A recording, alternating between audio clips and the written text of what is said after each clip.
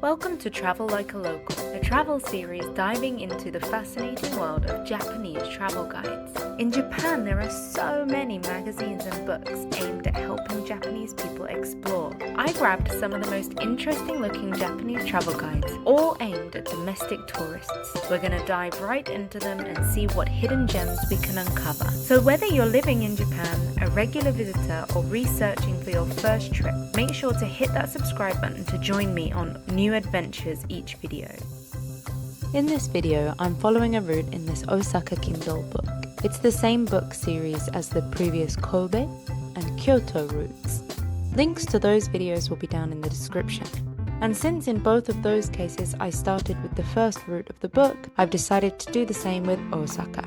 Route 1 is Umeda and Sonezaki, an area that I've passed through many times but never really explored. The route is 2 hours long, 3.3 kilometers and 4,100 steps. But after the previous two routes, I'm paying very little attention to this as I'm sure it's going to be wrong. The route overview says that this is a good route if you're new to Osaka and talks mostly about underground shopping areas and restaurants. The first stop on the route is Osaka Ekimae Building. The second stop is Kitashinchi. The third stop is a shrine called Tsuyuno Ten Jinja. Next is Taiyuji, a temple. Finally, the route takes us back to Osaka Station via Hankyu Higashi Doori Shoutengai, where this route will end. So let's get going. I like to track my steps and timing using my smartwatch, but on this day I have to admit I totally forgot to look until I'd walked for about 10 minutes and around 1,000 steps. So here's what I saw, and we can adjust this down for comparison later. We are on our way towards the first stop, Osaka Ekimae Building, or I should really say buildings because there are 4 of them. It took me some time looking at a lot of maps to figure out where on earth I was supposed to go. I wasn't really familiar with which path to take, but we got there in the end. And I have to say, this stood out to me from the very beginning as a bit of an odd stop. The description says the basement floors have reasonably priced restaurants and shops, and highlights that building 3 is a particular hotspot for udon. Anyway, we're on our way there, and we're walking through all of these underground passages. Here is Daimaru getting ready to open at 10. You can see there's already some people waiting outside. There's also Hanshin department store, Hankyu department store, all linked up in this area.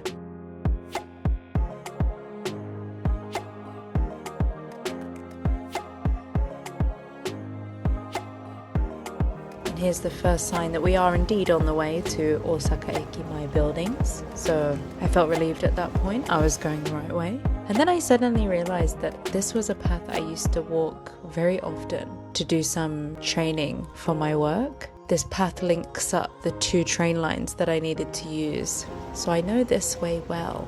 And although I know it well, here is a statue I had never paid any attention to before whatsoever. And here are some maps to highlight where the Osaka Ekimae buildings are, since that's what's specifically detailed. But I do think the purpose of this route is perhaps to take you through the underground areas. You can look at the shops. Unfortunately for me, I arrived slightly early, so you can see here the shutters are coming up, which means it's 10 o'clock. And so my walk was significantly less interesting than it would have been had I started a little bit later. So that's one tip if you were interested in exploring this area. Go after 10.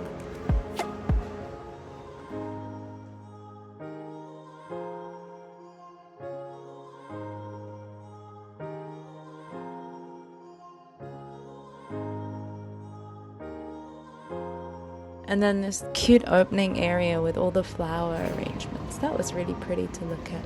I love the way the lighting is streaming through the ceiling to highlight the beautiful flowers. I'm not sure why they were there, but I appreciated them all the same.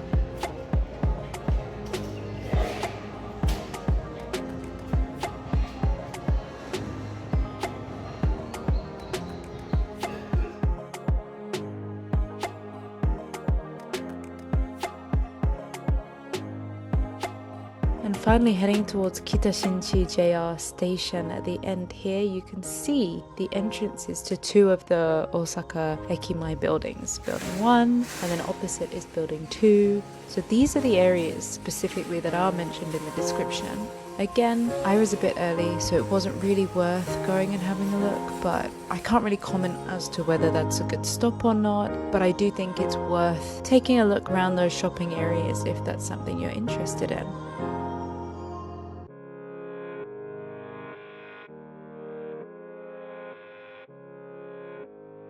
Finally, this is when I remembered to look at my watch for reference. And we'll make our way over towards stop number 2, Kitashinchi.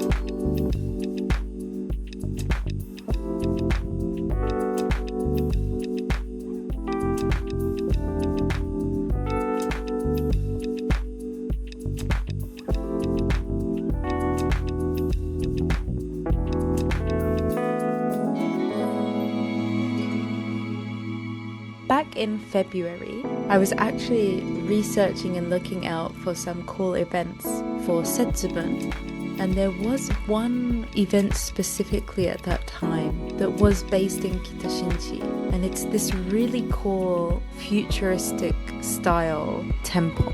It's called Dojima Yakushido, and although it isn't a stop on this tour, this route, I would 100% recommend it. It's so interesting compared with some of the older architectural styles that we'll see later and you might see in other places on your trips. This is a really unique setting. I'll link to this place in the description below, even though it's not officially on the route. And I'll also try and share some information about the festival I was referring to, as it looked really interesting.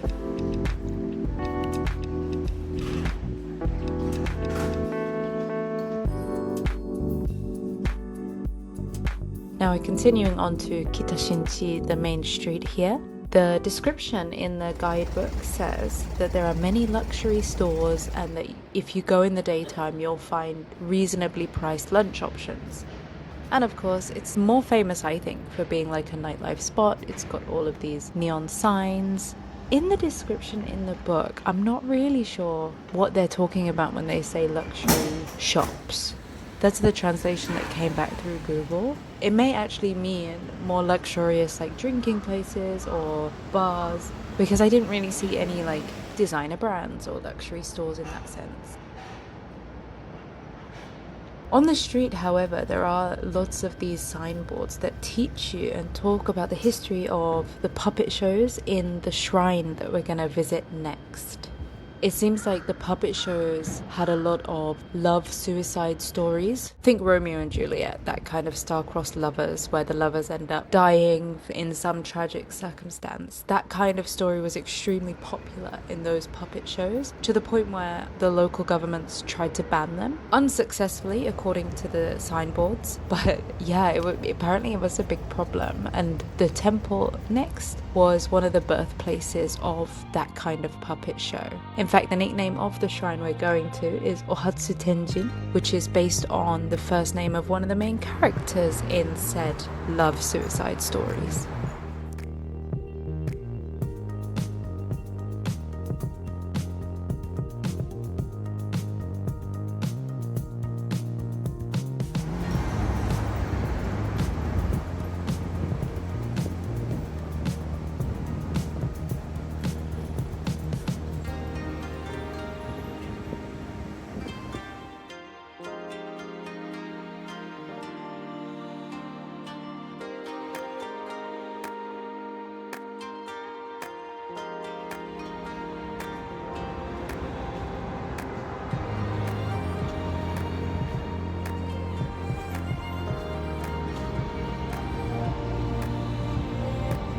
So here is the rather inconspicuous entrance to the shrine. From up on this bridge, we'll make our way down and have a look inside.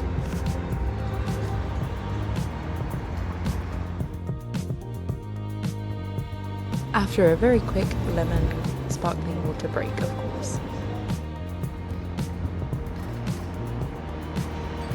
So from here we can enter, and you can see immediately the atmosphere kind of changes. Although you can see the tall buildings in the background, it's still quite a peaceful shrine environment. And at this time it was hydrangea season, so there are some beautiful coloured hydrangeas at the side here.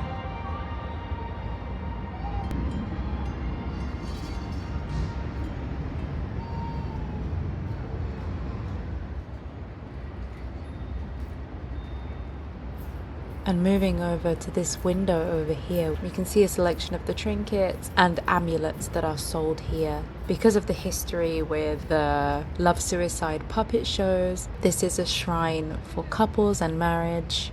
And you can also see that they have some amulets depending on the month. Like each month you can come and get a different flower, or you can come and get your Chinese zodiac year. And I thought that was pretty cool. I did like that. And then down here as well, it's a shrine for marriage and relationships and love, but also beauty. So if you buy this enna, you can draw the face in and pray for beauty. I'm not quite sure what all of this was, but it was nice to see on display and some artwork here.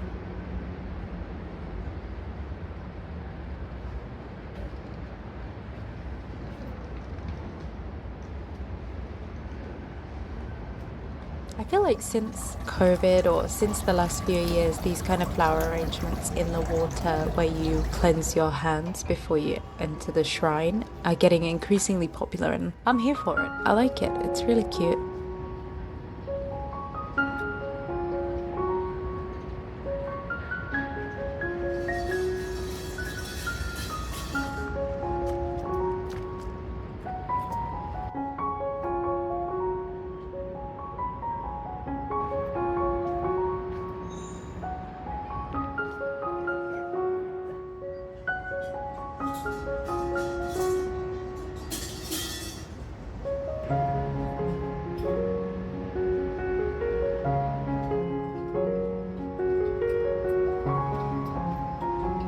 There's also a display here of some of the temple stamps you can get. And here are the aforementioned tiles where you can draw your own face in. And I think some of them are so good, and some of them are just so funny too.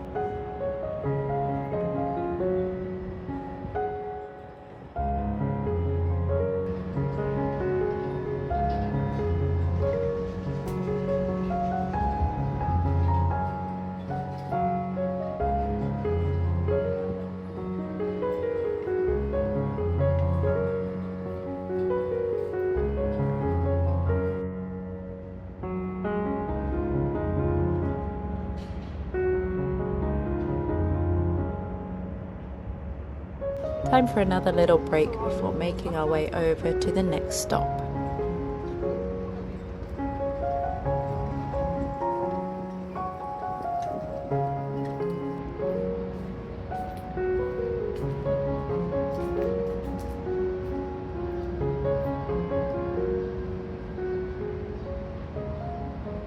So we are exiting and making our way through this Shoutengai to the next temple, and you can see if you look at the top, there's all of these images from one of those suicide love stories.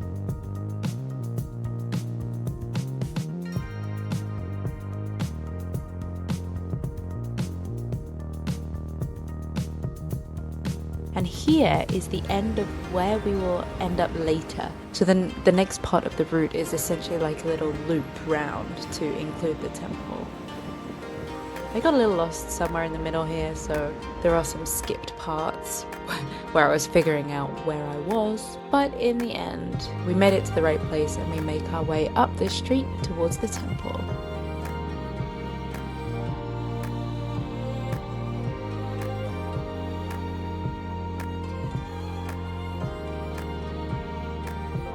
And there it is, you can see it over there on the other side of the road, the temple. I very nearly missed it and walked straight past, but I didn't. Luckily, I went back and I found it.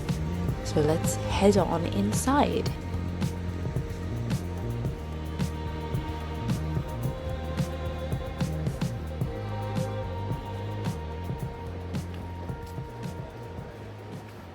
So again, quite similarly to the shrine, I was quite impressed by how much the atmosphere really changes as soon as you enter. You can still feel you're in the middle of the city, you can still see all the tall buildings, but there is a calm space where you can enjoy, and I really appreciated that.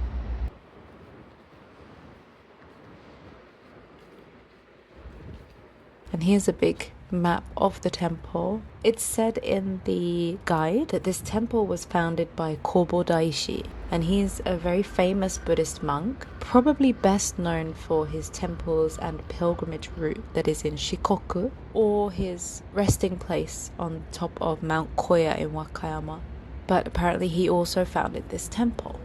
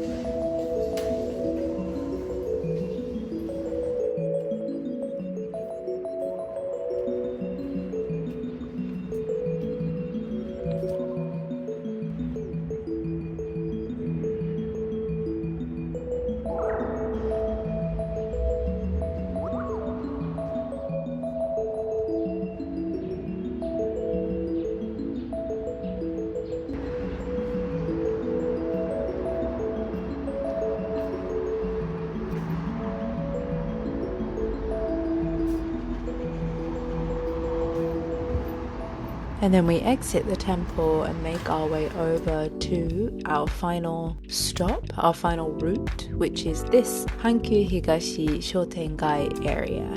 It's just a covered shopping arcade, lots of restaurants, lots of drinking establishments. It's a nice place to walk through. And then before you know it, you arrive back at Osaka Station, and that is kind of the end of the route for the day.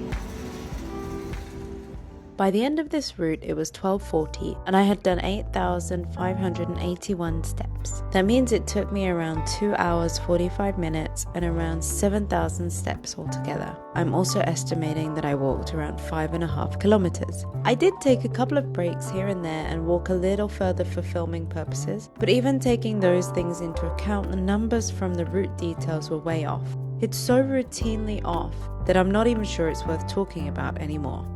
On this short route, I was able to get to know this area a little better, as well as learn more about the history of the Bunraku puppet shows. Thanks to the guide, but also thanks to the interesting signboards in Kitashinchi. For me, the best stops on this route were the religious places. They were interesting, if not only for their juxtaposition of the atmosphere compared with the areas that they're in, as well as my own added stop, Dojima Yakushido, which is a super unique temple architecturally. The shopping arcades and underground shopping areas are kind of cool, but I think it's mostly restaurants and bars, so perhaps it's more fun to browse in the evening. As a tweak to this route for foreign visitors, I would suggest walking through one of the department store's basement levels, then continue the route out at street level to Kitashinchi. These basement floors are called depachika and they're full of food. Sweet food, savory food, ingredients for cooking, drinks, all of it. And I just think they're fascinating. We certainly don't have anything quite like that in the UK, and I know that when my mum visited recently, that was something that she really enjoyed too. Another interesting thing to note that is not highlighted in the guide is that the Hankyu Higashi Doori Shoutengai is just south of Doyama, a district with many gay-friendly bars and clubs. Many of these are also very foreigner-friendly, so if you're interested, you can Google which one you want to add to your nighttime itinerary. Comparing the recommendations to things commonly recommended for foreign tourists is difficult due to the time limit and condensed area of this route. Without taking into account other attractions that require traveling further into other parts of Osaka, this seems to be a fairly good route for this area, if a little boring for those with a limited time to enjoy and see Osaka. Most language websites do mention either Umeda, Kita, or Northern District, all referring to the same area, and they mention that it is a daytime and business hub, which I'd say is accurate. I would say if you happen to be in this area with some time to kill, some of these stops may just be what you need to entertain yourself for a while you wait for your train or your hotel check-in or something like that. None of this route is necessarily worth traveling to Osaka specifically for, but I do hope that this route and this video have given you a better understanding of Umeda as more than just a transport hub, and maybe you can enjoy a stop or two as needed in the future.